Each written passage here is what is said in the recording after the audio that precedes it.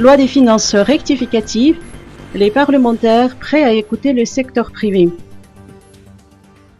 Les parlementaires qui se réunissent actuellement en session ordinaire ont fait part de leur volonté d'écouter le secteur privé selon les précisions apportées par Angie Navalmanana Razafierson, président du groupement du patronat à Malagas, FIFPAMA, Fifmejunani Pandjara Malagas. La loi des finances rectificatives que le Parlement devra adopter au cours de cette session devra assurer le maintien des agrégats macroéconomiques à un niveau acceptable afin de faciliter la relance et la remise de notre économie sur les rails de l'émergence. À noter que la pandémie Covid-19 a produit d'importantes conséquences sur la population vulnérable et les entreprises, impliquant la révision des agrégats macroéconomiques, en particulier ceux des finances publiques. De sources auprès du ministère de l'économie et des finances, l'on estime qu'une perte de près de 2000 milliards d'arrières sera enregistrée au niveau des recettes fiscales.